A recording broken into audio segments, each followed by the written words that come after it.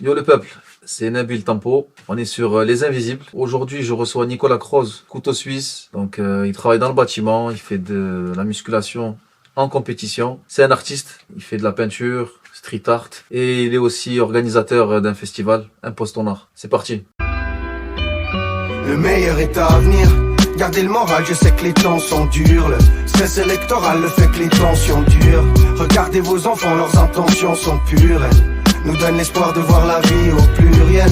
Y a tout à prendre dans les relations humaines. Suffit de tenter sa chance, des fois ça se passe en humaine. Je répète mes pas et j'écris jusqu'à l'aube, afin de mener la danse hors de la violence urbaine. Parce que la vie vaut la peine d'être vécue. Et là je fais référence à n'importe quel vécu. Salut Nico. Salut. Aujourd'hui, je te reçois. Voilà, on va se faire une petite présentation de toi d'abord. On va parler de tes différentes facettes. Parce que tu as un couteau suisse, tu as beaucoup C'est ça. de facettes, tu as beaucoup de choses à nous raconter. Donc voilà, ben écoutez, aujourd'hui on reçoit Nicolas Croze. C'est un collègue déjà de base. C'est ça. Et ça me tenait à cœur de le recevoir parce qu'il a un profil assez exceptionnel. Il a beaucoup de choses à nous raconter. Donc Nico, je te laisse te présenter dans un premier temps. Moi c'est Nicolas Croze. Je suis couteau suisse. Je sors du bâtiment. Je fais artiste peintre. Et je fais du bodybuilding en compétition. Donc trois mondes totalement opposés, trois mondes totalement différents. Mais trois mondes du coup qui me correspondent et trois mondes où je le fais à fond. D'accord. Et là, on va commencer par le tout début. Il était comment Nicolas quand il était petit? On va Un essayer de petit con. commencer un petit peu, tu vois, chronologiquement. Voilà, pour que les gens puissent comprendre un petit peu ton parcours, savoir d'où tu pars. Et aujourd'hui, pour vraiment voir l'évolution que t'as pu avoir aujourd'hui. Du coup, on va dire une vie simple de fils unique, élevé par que sa mère, parce que les parents se sont séparés très tôt. Du coup, une vie, on va dire, banale, rien d'extraordinaire, rien de... Jusqu'à la crise d'adolescence, où là, bon, c'était un peu plus compliqué, le fait de pas avoir de père en physique à la maison. Forcément, c'était grosse prise de tête et toujours manque d'autorité. Mais ça va, l'éducation a fait qu'il n'y a pas eu non plus trop de bêtises de fait. Et après, voilà, après, au bout d'un moment, sorti du collège, sorti de tout ça, il faut trouver un travail. Enfin, il faut savoir, il faut trouver un avenir, un lycée, un machin, il faut trouver quelque chose. On va dire que le cursus scolaire, on va dire qu'on n'était pas compatibles. Du coup, je suis rentré directement au compagnon, je suis C'est- rentré dans le bâtiment de suite. Les compagnons du devoir? Compagnon du C'est devoir, quoi ouais. exactement? Pour les gens qui connaissent pas, pour que... On va dire, en termes de bâtiment, on va dire, c'est la référence, entre guillemets. On D'accord. va dire, on peut sortir de n'importe quelle école et exceller. Mais on va dire que les compagnons, ce qui aide, c'est que c'est des gens, c'est comme une petite confrérie. C'est pas sectaire, mais c'est vraiment confrérique. C'est les gens vivent entre eux et c'est vraiment que les compagnons entre eux. C'est un mode de vie assez particulier, mais c'est vraiment des gens passionnés par leur travail. C'est des gens qui vivent que par leur travail. Donc c'est vrai que pour apprendre un domaine, c'est que avec des gens passionnés par leur domaine où tu vas le mieux apprendre. D'accord. Et ça, c'est quoi? Tu peux l'intégrer comment? C'est-à-dire, est-ce que c'est que en sortie de collège, c'est en sixième, en Alors quatrième, ça se moi passe comment ça? personnellement, on était juste allé aux portes ouvertes comme ça.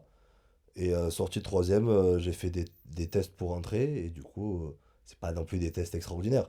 C'est des tests, on va dire, de niveau troisième. D'accord. On va dire ça, moi ça m'a remplacé le lycée. C'est-à-dire sorti de troisième, je suis entré au compagnon de suite. C'est Ok. un CFA, c'est le même principe qu'un CFA. D'accord, ok, c'est le même système. Sauf que ça s'appelle pas à proprement dit CFA, ça s'appelle compagnon du devoir. C'est D'accord. autre Et chose. comment dire? C'est sur combien de temps? Alors, c'est, on va dire, je pense, un cursus normal pour tout ce qui est diplôme. Donc, CAP, BP, tout ça, c'est des cursus normaux. Donc, c'est sur 2 ans. Mais sauf que là, la particularité qu'il y a chez eux, c'est que après ces 2 ans-là, une fois que tu as passé ton diplôme, tu peux faire le Tour de France. Donc, le Tour de France, moi, personnellement, je ne l'ai pas fait parce que c'est pas mon mode de vie et que je voulais pas partir. C'est, je dirais peut-être une erreur parce que le fait de pas l'avoir fait, mais tu fais le tour de France dans différentes régions, tu es hébergé dans des maisons de compagnons du devoir et tu passes après des différents steps à l'intérieur de la maison pour l'adoption, la réception, où là ils te demandent d'exceller, donc de faire des pièces particulières de ton domaine pour être accepté en tant que tel. Et c'est que dans le bâtiment, ça, c'est les compagnons du devoir? Il y a Alors, d'autres je choses? sais que quand j'ai été, c'était vraiment que du bâtiment, D'accord? tous les corps de métier, mais que le bâtiment. Après, à l'heure actuelle, je sais pas si, s'ils ont inclus d'autres choses, mais je sais qu'à la base, l'origine, c'était vraiment ça. D'accord. Ouais, mais c'est moins scolaire, c'est un peu plus On va sur la dire que, pratique que la alors il me théorie, semble non? qu'un CFA normal, c'est 2 semaines, je crois. Et là, c'était 6 semaines en entreprise, 2 semaines à l'école. Ouais, donc t'es un peu plus Ouais, t'es vraiment dans la dans le travail. pratique. Ah, t'es vraiment dans la pratique, dans le travail. D'accord. Bah, toi, ça te convenait? On va dire qu'à la base, j'avais pas le choix. D'accord. C'était la seule porte qu'il y Et avait donc, devant moi, c'est c'était c'est celle-là. pour ça que tu es rentré dans le bâtiment? C'est comme ça que je suis entré dans le Ou bâtiment. est-ce que ça te passionnait avant? Ou pas Pas du du tout. tout. D'accord. Après, il faut pas se mentir. Le bâtiment, tous ceux qui le font, ils peuvent aimer ce qu'ils font parce qu'on sait le faire, donc on est à l'aise. Quand on est à l'aise, on aime ce qu'on fait. Il faut pas se mentir, c'est pas passionnant. D'accord. On aime le résultat final parce que souvent c'est beau, c'est propre, surtout quand on l'a fait de nos propres mains. On a une certaine fierté de le montrer. Mais c'est pas passionnant. Ça a 40 ans, ton corps il est mort. Donc, est-ce que tu conseillerais à des jeunes, tu vois, parce qu'on essaie quand même dans l'émission de Oui. parler à toutes les générations, mais quand même d'essayer d'aider les jeunes, tu conseillerais les gens de se placer, enfin, d'essayer d'aller dans le bâtiment ou pas du tout?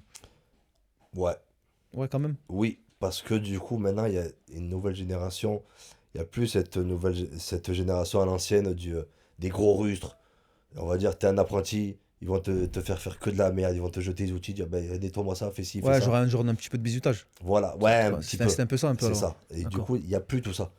Donc maintenant, il y a vraiment une autre génération, une autre mentalité, une autre vision sur les jeunes. De toute façon, forcément, on change en fonction avec le temps, toutes les générations changent.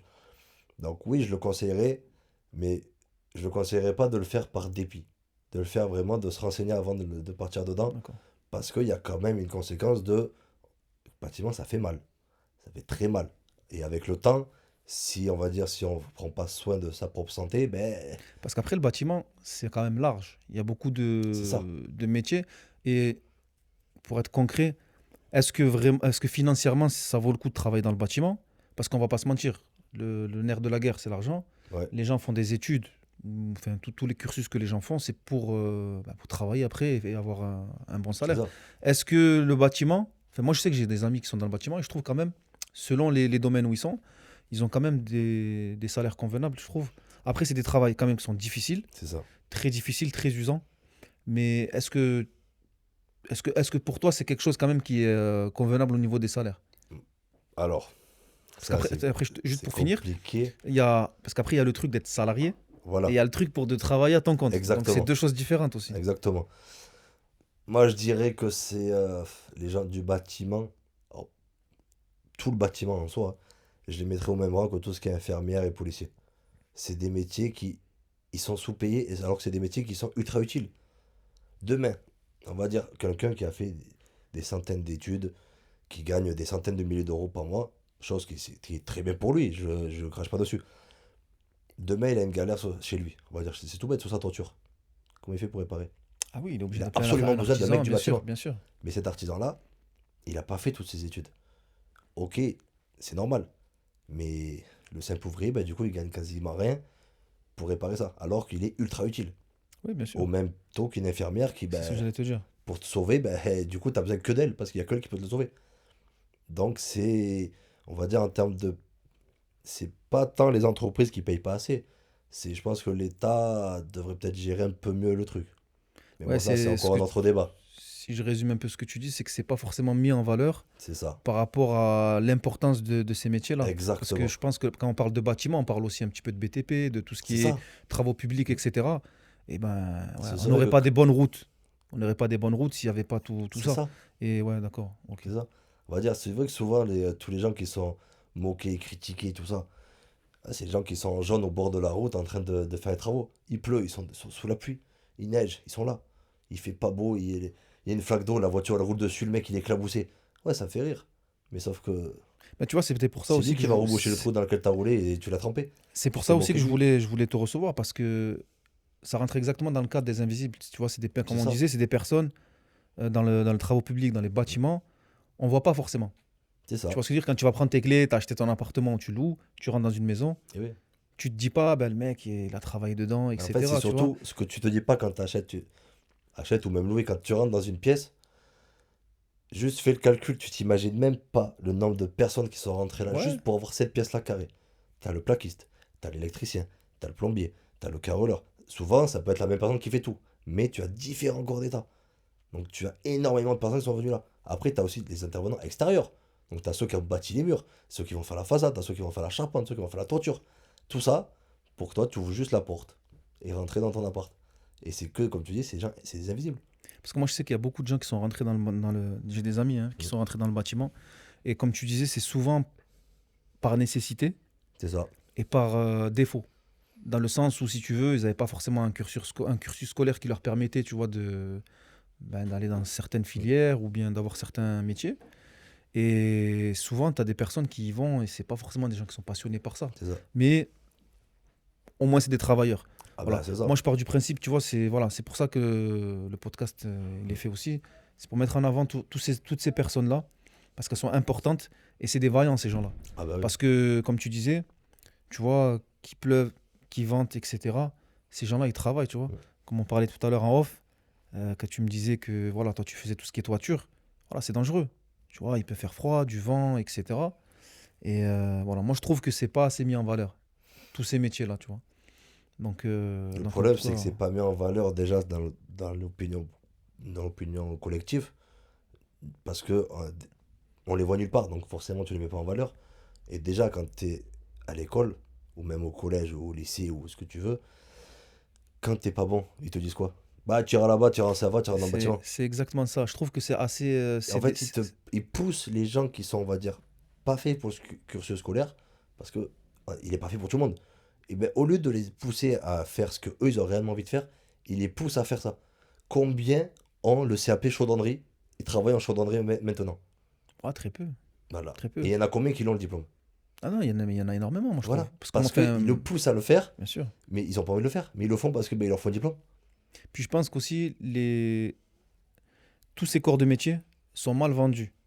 Ils sont pas C'est-à-dire vendus. que, tu vois, on va pas te vendre vraiment, vraiment la compétence, C'est ça. le truc. Et comme tu disais, pour moi, hein, c'est vendu comme des voies de garage, C'est ça. tu vois. Donc je trouve que, ouais, au niveau de tous ces conseils d'orientation, je pense qu'il ferait quand même bien d'essayer d'accès, de pas forcément envoyer les gens dans des filières, juste pour... En fait, si tu veux, tu vas là-bas. En gros, allez, va En là-bas, gros, il y le a que problème, c'est que des... d'entrée, après ça, je pense que ça fait plus partie de l'éducation qui est peut-être pas top. D'entrée, ils nous mettent dans des cases. T'es dans une classe, t'arrives au collège, déjà d'entrée, tu sens les cases qui se posent. Au bout d'un trimestre, tu sais les cases. T'as des bons élèves qui seront devant. Tu sais que eux, jusqu'au bout, ils vont les pousser à aller faire ce que eux ils ont envie de faire. Et ceux qui sont moins bons, pas forcément parce qu'ils sont plus cons, ils sont pas plus cons que les autres. C'est juste que ils ont peut-être un peu plus de difficultés, ils comprennent moins. Ou le cursus scolaire, justement, n'est pas spécialement fait pour eux. D'entrée, bon, ben eux, ils iront en chaudronnerie. Eux, ils vont faire ça. Eux, ils vont partir là-bas. Mais tu Ça, sais, ça, ça. je vais même te dire, ça c'est une expérience personnelle. Moi au collège, en conseil d'orientation, on voulait m'envoyer dans le bâtiment, alors que j'étais un bon élève. Mm. Et, tu vois, aujourd'hui j'ai fait des études supérieures, tu vois. Et ben, je trouve aussi que des fois dans des ZEP, certains collèges prioritaires, etc., je trouve que des fois on oriente les gens de la mauvaise manière aussi. Tu vois, et pas forcément que les mauvais élèves, tu vois. Voilà. Donc c'est dommage. Mais en tout cas, voilà, je voulais revenir sur ton parcours, etc. Donc là, on a dit que tu as commencé par les compagnons du devoir C'est ça. et ensuite tu as basculé directement sur un taf ou comment c'était? En gros, j'ai commencé les compagnons du devant en tant que tailleur de pierre. D'accord. Pas parce que c'était pour moi ce que je voulais faire, c'est parce que je trouvais ça intéressant de partir d'un morceau de caillou et à la fin faire une jolie pièce avec. Que ce soit une petite statuette ou que ce soit autre chose pour X truc, que ce soit pour le poids du gars, admettons, ou pour autre chose. Et dans l'entreprise où j'étais, ils faisaient aussi, enfin c'était une entreprise de maçonnerie, de tailleur de pierre, tout en traditionnel. Et du coup, taille de pierre c'était bien, mais c'était que de l'atelier. Un petit peu de chantier, que de l'atelier, que de l'atelier. En fait, c'était du caillou, du caillou, du caillou. Et moi, j'aime pas. Je suis un putain d'électron libre. Je peux Ouais, pas faire je peux pas. Je tiens pas en place. Et du coup, à chaque fois que je voyais les maçons, ils disaient vous avez fait de la toiture, vous avez fait des enduits, vous avez fait des agglos, vous avez fait des dalles. Je dis, ouais, putain, toi, tu avais un profil où tu avais besoin de changement. c'est ça. Tu Je dis, pouvais ouais, pas c'est rester. intéressant ça. D'accord. Le mec, un jour il fait ça, le lendemain il fait ça. C'est génial. Et du coup, j'avais vu donc avec mon patron et du coup avec le CFA, j'ai dit est-ce qu'il y avait, enfin avec les compagnons, J'ai dit, est-ce qu'après, je peux bifurquer, après, une fois que j'ai passé mon CAP, passer sur le CAP maçon, mais rester dans la même société. Du coup, ça a matché, donc on l'a fait de suite. J'ai pas voulu, j'aurais pu faire le CAP en 1 an, j'en avais déjà un, et j'ai préféré le faire en 2 ans pour avoir plus d'expérience. Donc de là, j'ai fait donc 2 ans dans la même société en tant que maçon. Ensuite, j'ai enchaîné donc avec des contrats soit dans la même société. Et après j'ai voulu mes proposals, je suis parti ailleurs. Après, je suis parti dans l'amiante après. D'accord, ok. C'est pas, ça n'a rien à voir, mais ça payait, donc je suis Voilà, en allé. gros, toi, t'es toujours resté dans le bâtiment. Toujours. D'accord. T'en ressors quoi un petit peu de tout ça, là, du bâtiment? Est-ce que t'es usé physiquement? Franchement, ouais. Ouais. Oui, mais Excuse-moi, et ah, est-ce que tu te vois encore travailler longtemps dans le bâtiment? en moi, de toute façon, je sais très bien qu'à 50 ans, si je suis encore dans le bâtiment, je suis mort. Enfin, je serais physiquement mort, j'arriverai pas, je tiendrai plus. Ouais, parce que moi, je vois beaucoup de gens, c'est vrai, qui ont travaillé dans le... Enfin, j'ai beaucoup de collègues, tu vois, Mm. où leur père, ils ont travaillé dans le bâtiment. Et c'est vrai qu'ils sont très usés, hein. C'est ça. Très tôt, enfin, rapidement, Et parce que... le dos, les articulations, Ouais. les genoux. Bah, le problème, c'est qu'on est toujours penché, porter des charges. En plus, qu'il neige, enfin, qu'il pleuve, qu'il neige, qu'il vente, on est dehors. Donc ça, c'est con, mais on n'est pas des robots, hein. C'est Ouais. en Suisse, nous aussi, hein. En tout cas, force à toutes les personnes qui travaillent dans le bâtiment. Bon, mais ça, c'est de très grand respect à Et eux. ouais, moi, en tout cas, je respecte beaucoup.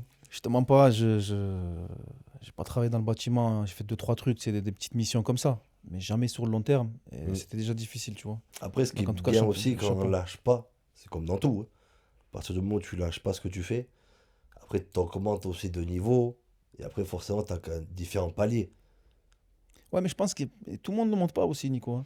Tu vois, Tout le monde ne monte pas. Après, après moi, j'en connais, ils sont très très bons. Ils ont la capacité, en termes, on va dire, de travail, de qualité de travail, d'être chef d'équipe ou même carrément conducteur de travaux. Mais ça les intéresse pas. Eux, ils veulent pas de responsabilité et rester ouvriers. Excellent, mais ils veulent rester juste comme ça. Après, c'est chacun le veut. Après, il y en a qui ils augmentent pas, donc ils restent ouvriers parce que ben, ils augmentent pas de niveau. Ils veulent pas eux-mêmes, ils veulent pas grandir. Mais après, si vraiment tu veux grandir, après, du bâtiment, il y en a de partout. Et juste pour rétro-pédaler un petit peu, est-ce que le fait que tu sois allé chez les Compagnons du Devoir, ça t'a canalisé par rapport à toute peut-être l'indiscipline que tu avais un peu quand tu étais plus jeune? Ou pas du tout? Honnêtement, j'en sais rien. Je pense que ça m'a canalisé parce que le fait d'être dans un CFA, on va dire, plus restreint, avec des gens qui sont passionnés par leur travail, qui vivent que par leur travail, ben, du coup, j'étais qu'avec des gens comme ça. J'étais pas avec des gens qui avaient des vices en extérieur. D'accord. Donc je pense que ça m'a, ça Ouais, m'a plus, indirectement, indirectement, ça m'a ça t'a remis bien sur le orienté, chemin. on va dire. D'accord, On va dire les conneries sont arrivées beaucoup plus tard. d'accord. Voilà. Après ça, Après ça. ok. On va dire le manque de discipline avec ma mère, bon, c'était la crise ado, c'était pendant cette période-là ou un petit peu avant. Mais vraiment, les grosses conneries qui ont été faites, c'était après ça. Et tu penses que toutes ces bêtises-là que tu as pu faire, c'est dû à quoi? Est-ce que c'est dû, je sais pas, enfin, C'est le. le manque de cadre? Est-ce que c'est, comment dire, le fait d'être un petit peu livré à toi-même? Je sais pas. J'étais pas livré à moi-même, mais peut-être ouais, ce manque de cas, le fait d'avoir les parents qui sont séparés très tôt. Forcément, tu vas chez ton père, ben, t'es tout gentil. Tu pars chez ton père, t'es plus le même. C'est D'accord. différent. Enfin, ben, il n'est pas à la maison. Donc, y a pas l'éducation en direct. Et surtout, que c'est tout con. Je suis chez ma mère, j'ai fait une connerie, je suis puni. Ben, je vais chez mon père. Mon père, lui, il va pas se punir. Donc, du coup, ben, j'ai plus de punition chez lui. Ouais, d'accord, ok. C'est con, Oui, oui, mais oui, oui, oui. voilà. On va dire, c'était Oui, mais de toute logique. façon, quand t'es jeune, généralement, tu joues un petit peu C'est ça. avec ça. Mais non, on va dire, les conneries sont arrivées plus tard. C'était plus du. Est-ce que tu te dis pas, c'est... Parce que moi, je suis persuadé que l'entourage, quand je dis l'entourage, c'est les collègues, les amis, tout ça, Oui, c'est ça. qui font ce que tu deviens ou ce que tu fais. On va dire Tu que vois? l'entourage a été. J'ai eu un entourage qui a été très, très, très néfaste. Qui m'a entraîné à faire beaucoup de merde. Mais je pense, justement, le fait d'avoir quand même une bonne éducation en amont, ça m'a rattrapé. Et cette éducation-là a réussi à me reprendre au bon moment. On va D'accord. dire, tu sais, quand tu arrives à la patte droit, où tu as ou la merde, ou tu prends le train. Bah, j'ai sauté sur le dernier wagon. Et c'est quoi qui a fait? C'est vraiment le fait que tu aies eu les valeurs. Parce qu'on en avait discuté en off, et tu m'avais expliqué un petit peu Je pense que que. c'est ça. Tu vois, j'avais toutes ces conneries-là. Et au moment où je me rendais compte que c'était peut-être un peu trop, peut-être que là, si j'ai eu cette logique-là au bon moment, et je pense que c'est justement le fait d'avoir une bonne éducation, parce que j'avais pas de père à la maison, mais j'avais mon grand-père, avec qui on était très très proches. C'est ce que tu me disais. Mon Ouais. grand-père, c'était guerre d'Algérie, très froid, adorable, un amour de fou. Pour moi, c'était mon modèle. Mais s'il avait rien à dire, il parlait pas. Oui, c'est une autre époque. Et tu vois, ouais, C'est les ah, mais anciens, c'était vraiment un c'est. ancien. Je vois, ouais, Et ouais. du coup, le fait d'avoir cette éducation-là très à l'ancienne, tu sais, on va dire, on mangeait tous les jours pile même heure. Il n'y avait pas autre chose. J'avais beau vouloir faire mon lit, c'était mal fait, donc il le refaisait. Tu sais, c'était très carré. Oui, donc ça t'a quand même ramené un cadre. C'est ça. Et en fait, les conneries sont arrivées quand lui, il est décédé. D'accord. Et t'as plus de modèle. Et le seul truc, tu fais tout ce qu'il faut pas pour oublier ça. Et du coup, je pense que voilà, c'est quand même cette éducation-là qui a fait que j'ai réussi à attraper le dernier wagon au bon moment. Ben, en tout cas, c'est bien, Voilà. parce que tout le monde n'y arrive pas. C'est ça. T'as beaucoup de gens qui ont glissé, hein, tu vois, et qui... Après, la glissade, je l'ai faite aussi.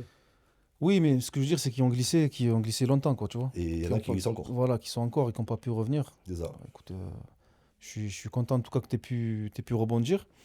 Et le sport dans tout ça, parce que bon, pour moi, tu es un sportif, même si tu te considères comme un sportif amateur, pour moi, ça reste du professionnel parce que tu es assez carré dans ce que tu fais.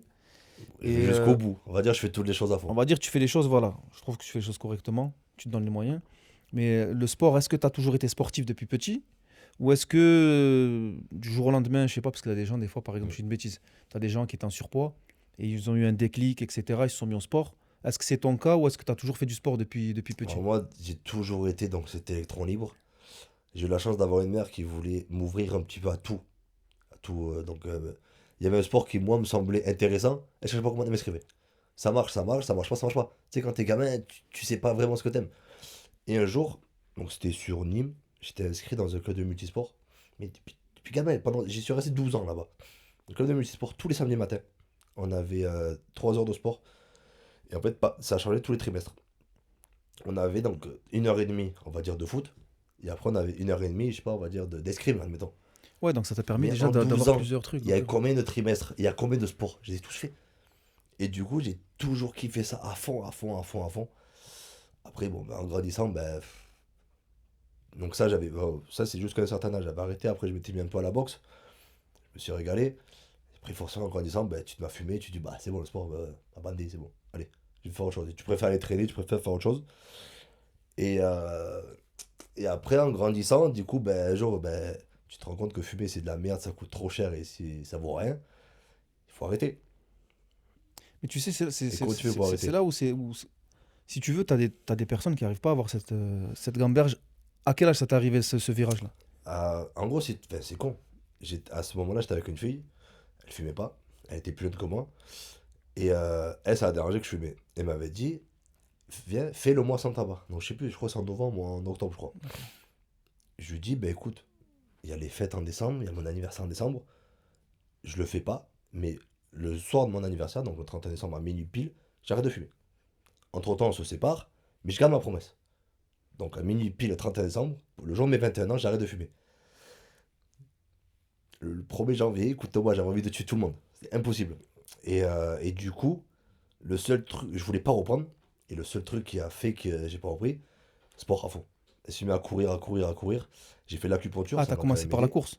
Mais en fait, c'était pas la course, il fallait un truc, parce que quand t'arrêtes de fumer, Ouais, t'as fait une compensation. il fallait un truc qui m'épuise, ok. parce que sinon tu dormais pas. Donc je courais à fond. Après, à force de courir, vu que j'étais pas du coup tout un coureur, j'avais mal de partout aux jambes.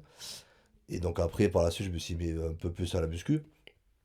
J'ai fait beaucoup, beaucoup, beaucoup, beaucoup. Ça m'a aidé à arrêter tout ça. Ensuite, j'ai arrêté parce que j'ai eu la bonne idée de reprendre un bar. D'accord. Une lubie. Je me Mais- demande pas pourquoi, j'en sais rien d'où c'est venu. Sauf que là, quand tu faisais la muscu, t'étais pas dans une histoire de compétition. C'est J'étais pas rien. comme Là, aujourd'hui. c'était Hein. juste du sport, histoire de dire j'en fais. D'accord. J'avais, j'avais pas de réel objectif. C'était juste histoire de faire du sport parce que les copains y vont, je vais y aller aussi. Et c'est vrai que avoir un peu plus de bras, c'est toujours mieux. Et du coup, j'ai tout arrêté pour me mettre à fond au bar. Donc le bar, Oui, t'as c'était... ouvert un commerce, d'accord. J'ai repris un commerce D'accord, t'as repris un en commerce. associé avec un ami. Ah, c'était bien. On pensait qu'on était fait pour ça. Mais le bar, c'est quoi? Addiction, alcool à fond, à fond, à fond, à fond, à fond. Et c'était la débandade. Ça a duré combien de temps, ça? Alors, si je me souviens bien, ça a duré 8 mois à peu près. D'accord. Et au bout du mois, on s'est dit, c'est ou on arrête maintenant ou on est mort. Du coup, on a arrêté. C'est forcément, addiction, ça coûte cher. L'alcool, ça coûte très cher, même en termes de santé. Donc, du coup, on a tout arrêté. Et là, ben, moi, le sport m'avait déjà sauvé la vie une fois pour la clope. T'es Là, j'ai reparti. dit, faut que j'arrête. Enfin, faut que j'arrête tout ça. Donc, pour m'aider, il faut que je me mette au sport à fond. Mais vu que j'étais jusque dans l'extrême au niveau addiction, il fallait que j'aille dans l'extrême de l'autre De côté. l'autre côté, d'accord. Donc, j'ai fait le sport à fond. J'ai fait la rencontre de personnes dans la salle de sport qui était pas loin de chez moi. Avec qui, bon, au final, on se parle plus maintenant, mais ils m'ont quand même bien expliqué tout ce qui était cet esprit de compétition. Ils m'ont amené en compétition pour voir ce que c'était. Ouais, t'as eu une éducation sportive. Et le jour où j'ai vu ça, j'ai dit je veux faire ça. Ok. Et j'ai plus lâché cette idée de ma tête. Donc j'ai continué à m'entraîner à fond, à fond, à fond, à fond. Et un jour, au hasard, comme ça, en discutant avec quelqu'un, j'ai fait la rencontre d'un préparateur. Et ça fait, je crois, maintenant 5 ans. 4, 5 ans, je crois que tout ce qu'il me dit, je le fais. Bête et discipliné. C'est lui qui décide. Il me dit, demain, il me dit, tu manges avec une cuillère en bois, je mange avec une cuillère en bois. Je vais même pas savoir pourquoi. Mais tu sais que moi, par rapport à tout ce que tu me racontes, je note un truc. C'est qu'à chaque fois dans ta vie, tu as su prendre le bon virage au bon moment. Par rapport à ce que tu me racontes. Parce que En fait, ce qu'il faut se dire, à chaque fois, excuse-moi, hein, juste Vas-y, je vas-y. finis, mais à chaque fois, tu as eu le choix entre le bon truc et le mauvais truc, et tu as toujours fait le bon choix. en fait, ce qu'il faut se dire, c'est que j'ai fait la connerie. Et après, je me suis dit, c'est peut-être pas bien. Donc, il faut que j'arrête. Oui, mais les conneries, tu aurais pu les continuer. Je sais pas si tu vois ce que je veux te dire. Ouais, Tu si, sais, je des vois, fois, il y a je des gens, même les gens autour d'eux leur disent, ils ont des œillères. Et ouais, mais ce que je me Tu dis, vois. c'est peut-être aussi le fait d'avoir eu quand même cette éducation-là C'est ce que derrière. j'en Peut-être reviens à que ça. c'est ça qui m'aide aussi à chaque fois de prendre le bon truc. C'est pour ça que je voulais en revenir à ça, du fait d'avoir l'éducation est très importante, je trouve. Enfin, personnellement, je pense C'est que ça. avoir une bonne éducation, ça peut te sauver un jour ou l'autre. Parce que si tu veux, tu as quand même ce truc du bien et du mal. Et tu vas toujours te poser des questions et te dire est-ce que ce que je suis en train de faire, c'est bien ou pas. C'est ça. Et donc, tu vas faire le bon choix. Mais quand tu n'as pas forcément eu les bons repères et les bonnes éducations, je trouve que bah, tu n'as pas cette notion. C'est ça. Tu Après, vois. ce qu'il faut se dire aussi, ça, pas besoin d'éducation, pas besoin de rien. Ce qu'il faut juste avoir en tête, ça, je le dis pour tout le monde. Chaque décision a un impact sur ton avenir. Ça peut être sur ton avenir proche. Genre, je bois ce verre, ça va me faire quoi? Bah, je serai bourré un peu plus vite. Donc, ça a un impact sur ton avenir proche. Mais juste une décision. Une décision de se dire, et si je faisais ça? Et peut-être que cette décision de dire, si je faisais ça, ça peut t'amener super loin dans ta vie. Exactement, oui, je suis d'accord avec toi là. Des fois, on t'invite à une soirée. T'as pas envie d'y aller. Là, c'est mon exemple personnel. J'avais pas envie d'y aller à cette soirée. Fatigué, je cumulais 4 emplois, j'étais au bout de ma vie. Je me suis dit, allez, j'y vais, vraiment, parce que, ben, pour faire plaisir. Je suis allé, j'ai rencontré ma femme, et toute ma vie a changé depuis. J'y serais pas allé, je serais où? On sait pas. Ouais, Chaque c'est le décision. c'est le destin. Tu vois. Ouais, mais chaque décision que tu prends a un impact sur ta vie. Ça peut être aussi une mauvaise décision, Bien et sûr. c'est un mauvais impact. Bien sûr, Tu te dis, si je fais ça, peut-être que ça t'amène, je sais pas, on va dire en prison. bien sûr. Tu dis, si je fais ça, peut-être que ça t'amène ailleurs et en mieux. Chaque décision que tu prends a un impact sur ta vie, que tu le veuilles ou non. Et ça peut avoir un impact définitif sur ta vie qui t'oriente sur autre chose. C'est pour ça que l'éducation, je reviens, mais elle est importante. Parce que ça te permet de prendre. L'avantage de l'éducation, c'est que ça peut t'apporter déjà des valeurs, mais aussi juste une logique. De se dire, juste la logique du bien et du mal. C'est juste ça. Après, une décision, des fois, tu peux la prendre sans savoir ce qui va arriver derrière. Tu vois, moi, le coup d'aller à la soirée, ça aurait pu rien m'apporter. J'aurais fait une soirée de plus, parmi tant d'autres. Mais au final, ce soir-là, j'ai rencontré ma femme et depuis, on est toujours ensemble. Donc, tu vois, chaque décision est importante. Il suffit juste de faire la bonne décision au moment où ça arrive devant toi. Je voulais revenir un petit peu là sur la muscu. Parce que, bah, comme on le disait tout à l'heure, tu prépares une compète. Ouais. À l'heure où on tourne le podcast, tu prépares une compète. Et j'aurais bien voulu qu'on parle un petit peu du monde de la musculation. Mmh. Parce que je pense qu'aujourd'hui, de plus en plus, dans le monde où on vit, le sport est de plus en plus présent.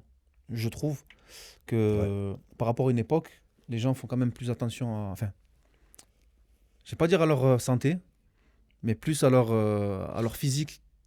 Alors Je moi, sais je pas si t'as rebondirais le- sur ce que tu dis. Les gens, à l'heure actuelle, les gens sont fascinés par leur image. Voilà, c'est ce que je voulais Maintenant, dire. il y a avec tous ces putains de réseaux sociaux, ces Voilà. TikTok, ces trucs de merde, les gens, ils sont que sur le paraître. Mais comment tu fais pour être dans le paraître? Il faut que tu sois bien physiquement. Donc, tu vas faire du sport. C'est pour ça que je te dis. Donc, C'est il y a pour ça cet que avantage-là de ce sport qui est là pour son image.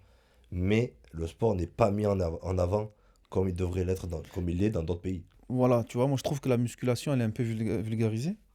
Et t'as même des gens qui te diront que c'est pas un sport, tu vois, la muscu. T'as des gens qui te diront que c'est pas un sport, la musculation, tu vois, porter de la ferraille. Il y en a. Tu l'as déjà entendu? Après, moi, tous les gens ben, j'ai quelques personnes qui m'ont dit ça. Je leur ai dit, j'ai dit, ben viens. Juste viens, tu verras. Bon, moi je suis d'accord avec toi, hein. On s'entraîne Tout ensemble, simplement. voilà, c'est un sport. Pour moi, c'est un sport. Après, ça peut être un sport complémentaire d'un sport que tu fais de base, tu vois, comme la C'est boxe, ça. comme le Après, foot, la etc. muscu à la base est un sport complémentaire. Mais je trouve que voilà, ça c'est un sport. Moi je pense que c'est un sport intéressant. C'est pas fait pour tout le monde. Après, il y a différents styles de Ah musculation. ben la muscu, après, c'est juste une. Ça peut être juste une remise en forme. Toi, t'en fais pour de la compétition. Ouais. Déjà, comment t'en es venu à vouloir faire de la compète? Parce que tu vois, regarde, on fait tous un petit peu de sport et tout. Moi, ça me viendrait pas l'idée de faire une compète. Enfin, ça m'intéresse Mm. pas. Je suis pas dans ce truc-là. Mais toi, comment t'es venu à. J'ai toujours eu cet esprit de si je fais à fond. Tu vois, Et bon, si je fais, je le fais, je gagne. d'accord. On va dire, c'est tout con. À la cour de récré, quand t'es gamin, tu joues au foot comme tout le monde. Moi, je joue pour gagner. Si je perdais, les autres ont été meilleurs. Mais je serais meilleur la prochaine fois. Je jouais pour gagner, point. Et le problème, c'est que tu vas à la muscu, c'est bien, mais t'as pas d'objectif. Mais si t'as une compète, t'as l'objectif. Et il est là mon objectif de je joue pour gagner. D'accord. Après, si je monte sur scène, les autres ont été meilleurs, je suis pas mauvais perdant. Ils ont été meilleurs, à moi d'être meilleur qu'eux. Mais j'y vais, je donne tout ce que j'ai pour gagner. Et déjà, qu'est-ce que tu conseillerais à quelqu'un qui veut commencer le muscu, là? Un jeune, je sais pas, qui a jamais fait, je sais pas, qui a 16, 17, 18 ans. Déjà, est-ce que tu le conseillerais de faire de la muscu déjà de base? Oui, ah oui, à fond. Voilà. Si vraiment ça peut l'aider, ça aide énormément de personnes. Mais je dirais juste de pas regarder Instagram. D'accord. De le faire. Bon, on revient un peu à ce que je disais. De le faire d'abord pour ton bien-être Qu'il personnel. le fasse pour lui, pour son propre bien-être, qui s'éduque auprès de gens qui sont pas forcément professionnels, mais qui ont de bons conseils à lui apporter dans ce milieu-là. Mais que tant qu'ils connaissent pas tout ce qui est mouvement, tout ce qui est style d'entraînement, qu'ils commencent pas à regarder les Instagram et compagnie, ça sert à rien. Parce que moi, là où je voulais en venir, c'est. On a parlé un petit peu en off. C'est peut-être certaines dérives qu'il peut y avoir. Enfin, de certains jeunes qui veulent. Déjà, qui viennent juste de commencer la salle de Mhm. muscu et qui veulent déjà avoir un physique impressionnant. Et comme tu disais, je pense que ça vient vraiment des réseaux et du fait de se comparer à beaucoup, beaucoup de gens, tu vois. Et C'est ça. je trouve que ça, c'est pas une bonne chose. Tu vois, déjà, se comparer aux gens, c'est pas une bonne chose. Parce on est tous différents. Mm. Et pour faire un peu de sport, etc., le sport en général, c'est la patience. Les résultats viennent avec le temps. Toujours. Et vu qu'aujourd'hui, on est dans une société où on veut tout de suite, il y a la dérive des produits dopants, par exemple, C'est ça. tu vois. Et déjà, je voulais savoir, est-ce que pour toi, ça existe dans ce monde-là? Ah, à fond. D'accord. Ah, ben là, Voilà. si ça n'existe pas dans ce milieu-là, ça existe nulle part. Et, moi, ce que j'aurais vraiment, vraiment appuyé sur un truc, c'est est-ce que tu aurais un message de prévention pour quelqu'un qui vient de commencer le. Parce que, bon, moi, je m'intéresse beaucoup au sport, Ouais. etc. Je regarde, tu vois, et j'ai des amis aussi. Je sais que dans ce sport-là, comme dans d'autres sports, parce que c'est vrai qu'on met beaucoup l'accent sur ça, mais tu prends le vélo, voilà, et d'autres sports, C'est il y a du dopage. le PO. Voilà, tu vois, mais il y a plein de sports, hein. Voilà. Et pour en revenir, voilà, j'ai des collègues, etc., qui m'ont expliqué que dans ce sport, voilà, c'était monnaie courante quand tu fais des compètes, Ah, etc. ben ça, Mais moi, ce qui m'inquiète le plus, parce que je pense que certaines personnes, quand ils font des compètes, ils sont encadrés quand même. Donc, à la rigueur, ils sont peut-être conscients un petit peu de ce qu'ils font. Moi, ce qui m'inquiète surtout, c'est les jeunes qui viennent de commencer et qui se disent, voilà, ça fait un mois et j'ai pas pris assez, etc. Je vais passer sur un truc plus rapide. Mm. Je trouve ça dangereux.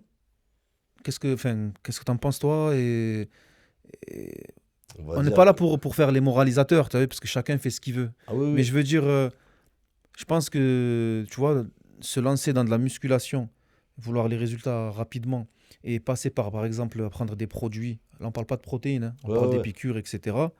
Je trouve que c'est dangereux parce que déjà, généralement, comme on disait en off tout à l'heure, les jeunes, ils ont tendance à vouloir le cacher, donc ils vont commander sur Internet. C'est peut-être pas des produits de qualité. Et donc, ils mettent leur santé en danger, tu vois. Et moi, j'aimerais mettre l'accent sur ça, tu vois. On va dire que le chemin vers l'enfer, il est beau, et le chemin vers le paradis, il est pourri. Ça veut tout dire. Si tu veux, on va dire, pour le sport, pour la muscu, si tu veux avoir un beau physique, qui tienne dans le temps et que tu sois en bonne santé, le temps, t'attends. C'est l'enfer d'attendre, hein. Surtout quand tu vas à la salle. Parce que tu vas t'entraîner. Ah, c'est sûr, les 3 premiers mois, tu vas prendre de la masse, tu vas même prendre. Et après, pendant 6 mois, 8 mois, tu stagnes. Et tu as beau charger, charger, charger, tu stagnes.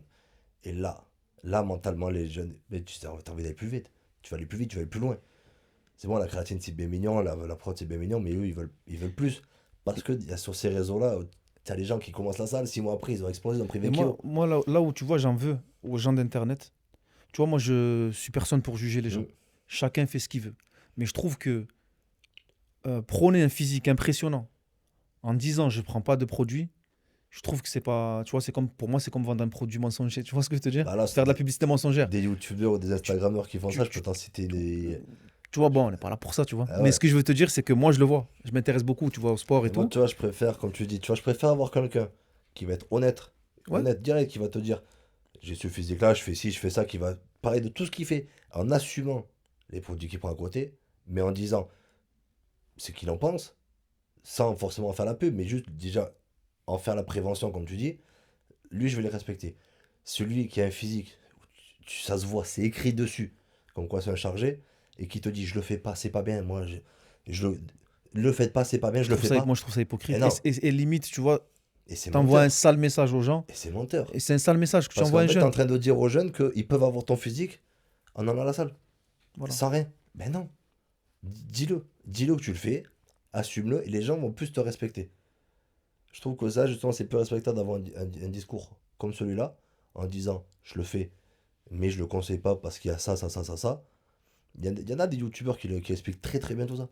Et je pense que je m'adresse encore à des novices, etc., qui se mettent dans le sport et dans la muscu notamment. Faites attention aux gens que vous rencontrez dans les salles, parce qu'il n'y a pas que des gens sains, il n'y a pas que des gens bien intentionnés. Et pour en avoir vu, il y a des gens qui vont vouloir vendre des produits, mais sans scrupule. Tu vois, dans le sens où c'est juste pour faire de l'argent. Ben, tu vois, c'est tout con, mais on va dire, là, tu peux comparer la salle de sport avec ces produits-là dans une rue avec la drogue. C'est C'est la oui, mais même c'est chose. exactement la même chose, tu vois. C'est le dealer, il va pas te dire, mais je te vends de la merde. Voilà, Il va te dire, non, t'inquiète, c'est la bonne. voilà. C'est la même Et chose. puis, ces gens-là, généralement, tu as ce truc où tu vois qu'ils sont impressionnants Mhm. et toi, tu te dis, je veux lui ressembler. Quand tu es C'est jeune, ça. tu sais comment t'es. Hein. Mhm. Voilà, moi, à l'âge que j'ai maintenant, je regarde plus ces trucs-là. Mais je veux dire, quand tu es jeune, tu peux être un petit peu faible et te dire, ouais, j'aimerais bien être comme lui. Ben, en fait, c'est même pas être faible, c'est se dire, si pour un peu que tu te sens pas très bien dans ta peau et que tu veux un peu plus de masse et te sentir mieux, tu dis, ouais, je vais faire comme lui. Et donc, je vais m'identifier à lui. Donc, si lui me dit, il faut que je prenne ça, je vais le prendre. Oui, mais est-ce que tu sais ce qu'il faut prendre, à quel dosage? Est-ce que tu sais pourquoi tu vas le prendre? Pendant combien de temps? Est-ce que tu as un réel objectif? Pour moi, celui qui va se charger parce qu'il a une compétition, parce qu'il a, je sais pas, on va dire là, on parle de compétition de body, donc on va rester sur ça. Celui qui fait une compétition de body qui va se charger parce qu'il a des compétitions, donc ça veut dire qu'il a un objectif. Ok, ok, je le comprends parce que sur scène ils sont tous chargés, donc ok, fonce.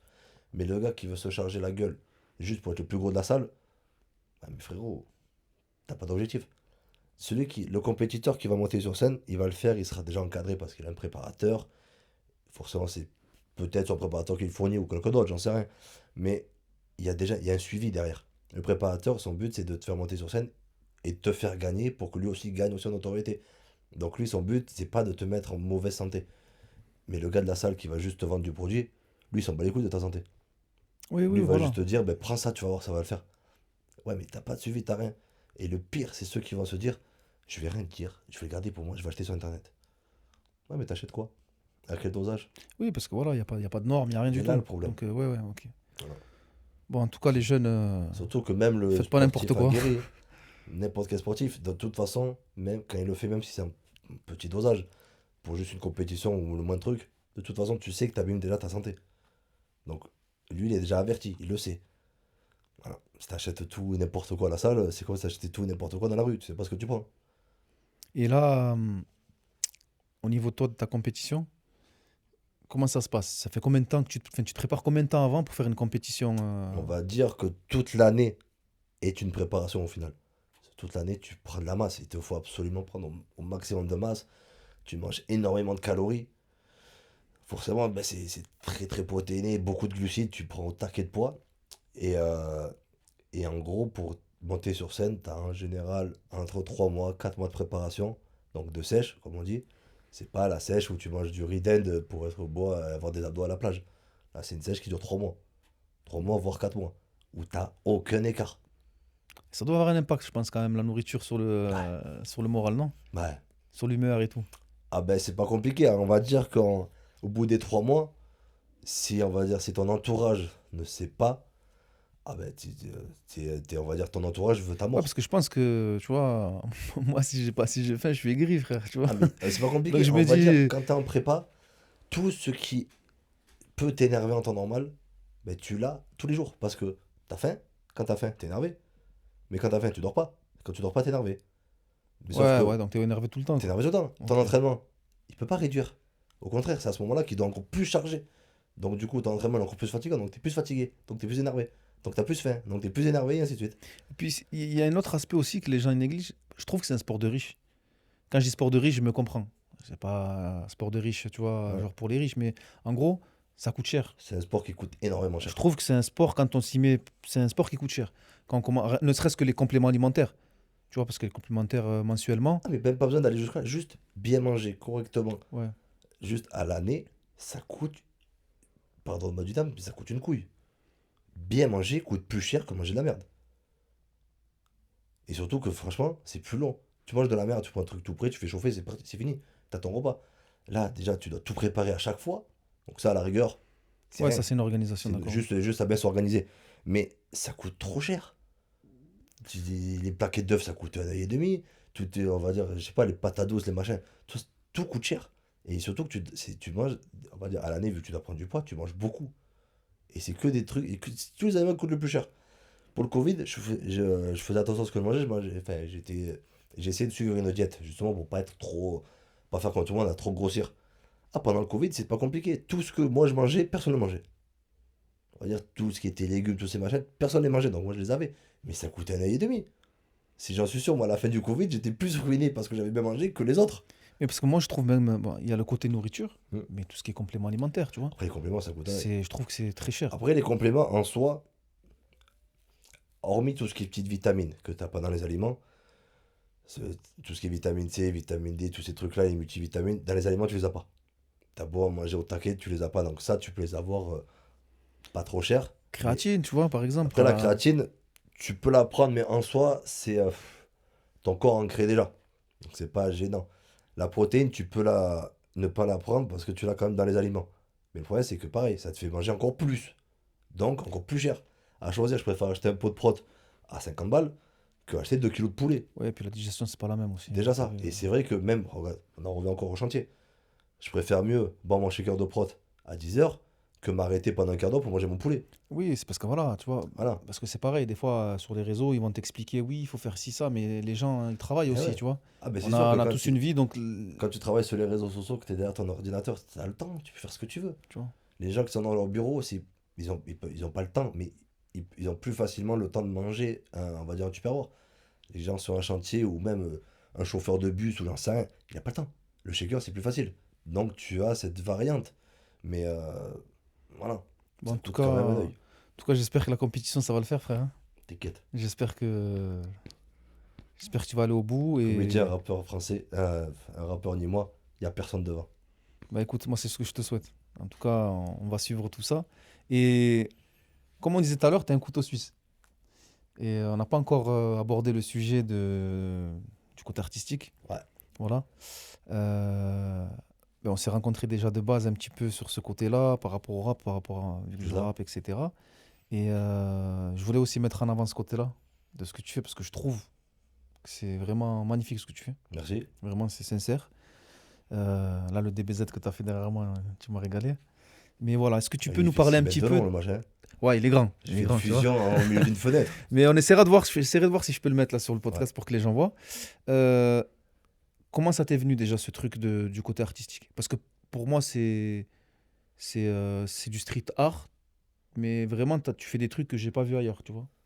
Est-ce que tu peux expliquer un petit peu déjà à la base comment t'as commencé? Bah là-bas, c'est comme le sport, hein. Je le dessinais depuis toujours. Et c'est pas comme le sport, des hauts, des bas. Je dessine plus, je fais ci, je fais ça. Et quand j'étais, ouais, à l'époque du collège, je commence à taguer. Ça fait bien, si t'as ton petit marqueur, t'as tagué dans le collège, t'es un fou. Mais du coup, moi, juste faire le vandal, ça m'intéresse pas. Je préférais bien dessiner. Et du coup, c'est quoi le mieux pour s'entraîner? C'est chez soi. Et du coup, chez moi, j'avais. L'avantage, c'était la tapisserie. Donc, tu changes. Toute la tapisserie était taguée. Alors, la bombe, non, parce que la bombe, t'as pas le droit dans la maison. Mais tout au marqueur. J'avais tout fait, tout fait, tout fait. Mais c'était. Même si ça faisait ruelle. Tu vas à la plaine à Marseille, c'était la même. C'était ma chambre, hein.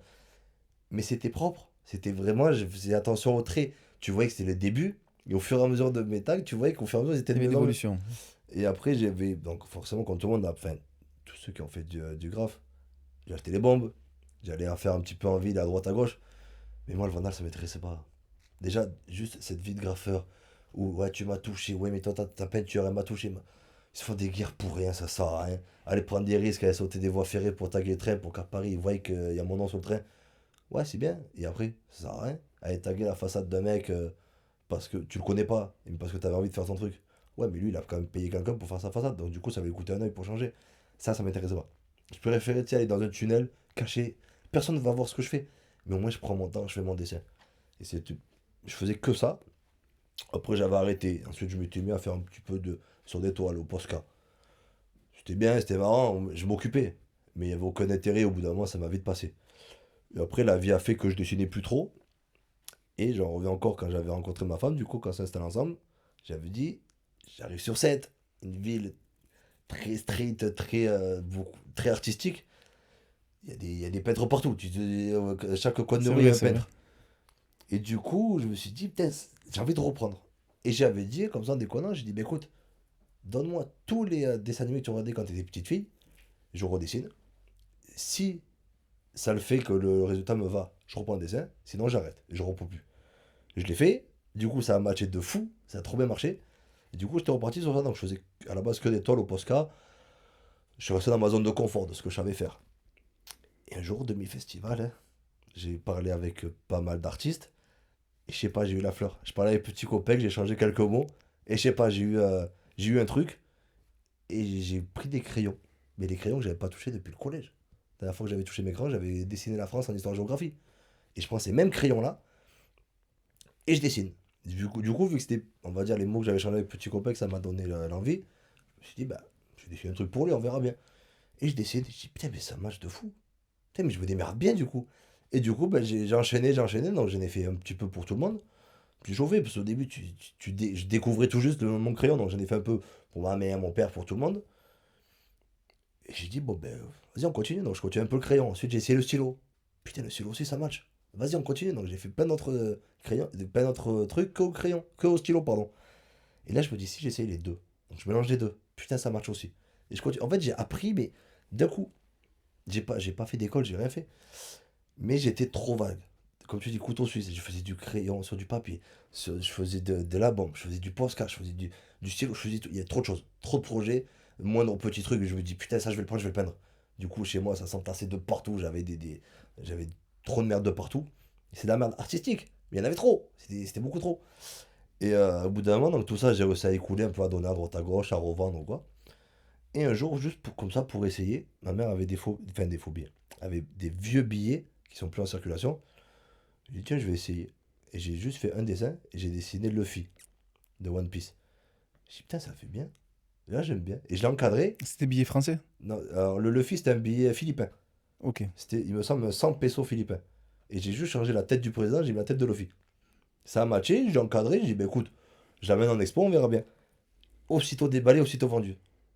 C'est la seule vente que j'ai fait d'expo. C'était le seul billet que j'avais fait, c'était celui-là. C'est le seul truc que j'ai vendu. J'ai dit, putain, il y a un truc à faire là. Et du coup, qui a suivi, j'ai fait 3-4 billets. J'ai vendu 2. Pareil, toujours des Philippins. Non, dans les deux autres billets, non, c'est 2 dollars. Ok. 2 billets de 1 dollar. Je me suis dit, putain, c'est pas mal. Et surtout que le dollar, déjà, c'est un peu plus facile à avoir. Et surtout que t'as quand même une monnaie emblématique, c'est plus vendeur. Et du coup, pareil, j'en refais que des dollars. Je vous mettrai les dollars que Nico y fait. Vous allez voir, c'est magnifique. Et là, j'ai des retours de partout. Pas mal de commandes, des ventes, des machins. Et du coup, ben, j'ai arrêté tout le reste et je fais que ça. D'accord. Donc là, j'ai d'autres idées, d'autres projets, toujours avec des dollars. Après, j'ai des idées de gros tableaux. Là, forcément, je prendrai, on va dire, un peu de. Il faut oublier que, on va dire, des billets papier que je vais plus imprimer, mais c'est pour faire un autre style. Mais sinon, après, quand je fais les petits billets encadrés, enfin, sous plexiglas, c'est du véritable dollar. L'avantage, c'est que sur le vrai billet, il y a des filigranes. Donc, on peut jouer sur un côté authentique. Les couleurs sont pas vives, mais parce que justement, ça donne un côté un peu plus authentique au billet. Ouais, t'as la texture du billet. C'est ça. Donc, En on tout sait- cas, moi, je te mens pas, les billets, j'ai beaucoup kiffé. Hein. Ouais, j'ai beaucoup kiffé. Ben, Je merci. trouvais, ouais, franchement. Puis en plus, j'ai vu que c'était dans tous les domaines. Hein. T'avais du Stitch, comme ça pouvait être ben, le Tupac. Ben là, j'ai fait, ouais, les derniers, j'ai fait un Tupac, j'ai fait DJ Gel, j'ai fait qui, on va dire, ouais, ben Stitch, pour moi, le plus beau que j'ai fait, c'est le Cendrillon que j'ai fait pour ma belle-mère, Ah ouais? ouais, pour Noël. Ok. J'ai fait le Cendrillon, mais je l'ai fait vraiment, je me suis dit, j'étais persuadé que j'allais me rater. Mais on va leur en mettre quelques-uns là, comme ça au moins On ils verra. pourront voir un Je petit t'enverrai peu. le Cendrillon. Ouais, De toute comme façon, ça on peut il est voir un petit magnifique. peu. Et est-ce que est-ce que tu vas faire un nouveau, enfin, tu vas faire autre chose, on va dire au niveau artistique, ou est-ce que tu vas continuer à faire que les billets? Pour l'instant, je suis parti sur les billets, on va dire, j'ai de bons retours. Moi, en termes artistiques, j'ai un très bon ressenti. Je m'épanouis à faire ça. Donc, peut-être que je resterai sur des billets, mais je ferai des choses plus grandes, je sais pas. Mais là, franchement, je me régale vraiment. J'ai vraiment trouvé mon petit truc là-dedans. Je voulais finir sur un truc et c'était le festival. Ouais, Voilà, parce que j'ai fait le festival avec l'artiste que je manage, Fraco. Et donc, je voulais parler de ton festival. Tu as fait la première édition, c'était l'année dernière, hein. c'est l'année dernière, D'accord, ouais. hein, novembre. Donc, parle-moi-en rapidement un petit peu du festival et est-ce que tu comptes le refaire? En gros, le festival, c'est un post en art festival. Donc là, du coup, en novembre, là où tu as participé avec Franco, c'était pour la première édition. On l'a fait à deux, dans nos propres fonds personnels. Quelques petits sponsors, mais rien de transcendant. C'est les sponsors, c'est plus le copain qui te donne un billet, soit de te dire, allez, je t'aide. Donc rien d'extraordinaire. On a réussi à créer exactement ce que j'avais en tête. On a réussi à créer vraiment une atmosphère familiale en tant que ou les artistes sur scène, comme les artistes exposants. Même les visiteurs venaient, ils nous disaient clairement, on est vraiment dans une atmosphère, vraiment, on se sent bien. Quand j'ai vendu ce projet à tout le monde, que ce soit à toi, à Fraco, à tous ceux qui sont montés sur scène, comme aussi les exposants, j'aurais tous vendu de la même manière. J'ai même, tout cela, on a tous la même vision sur l'art, on avait tous la même vision sur le projet, ça a matché. Et j'ai plein d'artistes que j'ai contactés parce que j'aimais leur art, j'aurais parlé du projet, il n'y avait pas le rapport humain que je voulais, et j'ai pas donné suite. Ou et vice versa. Des gens qui me contactaient, mais Ouais, le feeling n'est pas passé, c'est il tout. n'y avait pas de feeling et ils me donnaient pas l'impression d'adhérer au projet comme vous tous l'avez adhéré. Donc du coup, je préférais pas. Je préférais D'accord. vraiment accueillir vraiment des gens qui méritaient et surtout la mise en avant d'artistes. Donc d'ailleurs pour Franco, ou même j'avais un exposant, le mec il exposait tous les à Monaco, le mec il est ultra connu. Et à côté de lui, il y avait une fille, c'était sa première expo. Je lui ai fourni barnum, table, chaise. Oui, Et parce c'était la qu'il faut, première faut, fois qu'elle faut exposait. savoir que dans le festival, il y avait des gens L'avantage, c'est qui. vraiment mettre cette mise en avant de gens qui ils méritent. Parce qu'il y avait des tatoueurs, je crois, c'est ça? Il y avait une Il y avait une tatoueuse. tatoueuse, ouais. Il y avait. Non, il y avait pas mal de stands. Mais Hein. on a essayé d'avoir vraiment tout. Il y avait créatrice de bijoux en cuir, il y avait créateur, du coup, Chris Donner, il y avait le créateur de fringues, il y avait une tatoueuse, il y avait des artistes peintres, il y avait des artistes, enfin, je sais pas comment on dit, ceux qui font vraiment qui font le tissu. Il y avait tout. Tout, tout, tout, tout, tout, tout, tout. Et là, donc, tu comptes le réitérer Ouais, Ok, on fait l'acte 2. Normalement, on devrait le faire tous les 2 ans. d'accord. Comme ça, Oui, prendre le du temps coup, pour on organiser va dire correctement. 2024, on l'a fait. 2025, on paye 2024. Ok, Donc du coup, 2026. Et 2027, on paiera pour 2026. d'accord. Comme ça, on est bien. Ok. Pour parler grossièrement, on va dire c'est comme ça. Qu'est-ce qu'on peut te souhaiter pour le futur, Nico? Je sais pas, comme tout le monde, hein. On va dire, La santé et l'argent, voilà. c'est ça? Ah, surtout la réussite, ouais, Ça pour tout ce qui est festival, pour l'art, pour tout ça. D'accord. Franchement, moi, qu'on me souhaite rien, je souhaite juste qu'on me laisse tranquille. Qu'on avance tous ensemble et que tout va Ben, en bien. tout cas, moi, je te souhaite du bonheur, de la santé Merci. et que tous tes projets se concrétisent. Merci. On va faire une très très très grosse dédicace à Chris Denner, Ouais, qui sont partenaires de l'émission. on fait les beaux t-shirts. Voilà, ben, Nico il a son t-shirt. T'as Moi, joli j'ai bonnet, mon toi. t-shirt et j'ai le bonnet aussi. Donc merci à eux. Voilà, ben écoutez, c'était Nicolas Croze, couteau suisse. J'espère ça. que l'émission vous a plu. Likez, partagez, abonnez-vous et à très bientôt. Ciao le peuple. Ciao.